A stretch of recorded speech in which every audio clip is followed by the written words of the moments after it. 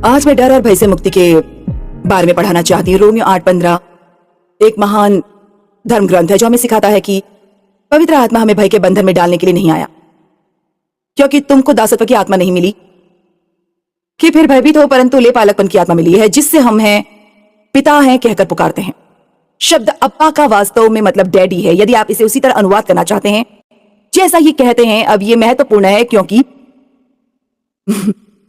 वो कह रहा है कि आप परमेश्वर के बच्चे हैं, आप परमेश्वर के बेटे और बेटियां हैं। तो हमें डरने की आवश्यकता क्यों है? क्योंकि यदि माता पिता अपने बच्चे से प्यार करते हैं तो वे निश्चित रूप से उनकी देखभाल करेंगे। क्यों करेंगे या नहीं, बताइए। और डर तब आता है जब हम नहीं जानते कि भविष्य में क्या होने वाला है, या कुछ ऐसा घटित हुआ है कि हम नहीं जानते कि हम उसे संभाल सकते हैं या नहीं। और परमेश्वर चाहते हैं कि आप आज ये जान लें कि यदि आप अपना ध्यान रखते हैं तो वो हमेशा आपकी देखभाल करेंगे। उन पर भरोसा रखें। मैंने कहा परमेश्वर हमेशा आपका ख्याल रखेंगे, हमेशा की तरह, हमेशा हमेशा हमेशा की तरह।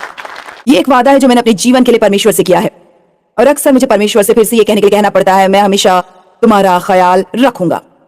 और मेरा मानना है कि परमेश्वर चाहते हैं कि आप आज ये सुने और इस अपने जीवन में स्थापित होने दे। चाहे आप किसी भी दौर से गुजर रहे हो सकता है कि आप आज यहाँ 3 या 4 छोटे बच्चों के साथ अकेली मां हो और कोई भी वास्तव में आपकी उस तरह से मदद नहीं करता जैसी उन्हें करनी चाहिए। और हो सकता है कि आप कहीं नौकरानियां रखती हैं या आप कहीं नौकरी करती हैं और आप यहाँ हैं बस थोड़ा सा तरोताजा होने की कोशिश करने के लिए। हम बाहर निकलते हैं और ये बताने की कोई जरूरत नहीं कि घर पहुंचने के बाद आपको क्या करना है, और हो सकता है परमेश्वर आपकी देखभाल करेंगे। अब आज हम जिस दुनिया में रह रहे हैं वहां डर का एक बड़ा अवसर है, और मैं बहुत आभारी हूं कि मेरे जीवन में शब्द की नींव है और मुझे डरने की जरूरत नहीं है।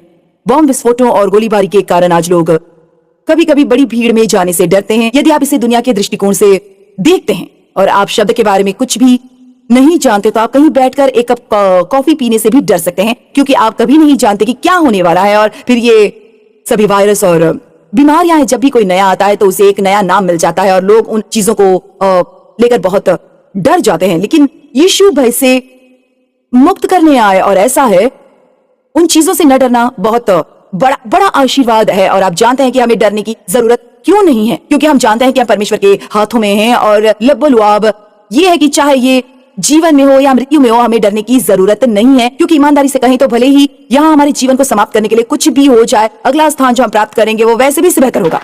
और यदि आप सच्चाई जानना चाहते तो मुझे लगता है कि हमें उस पर थोड़ा ध्यान देने की जरूरत है।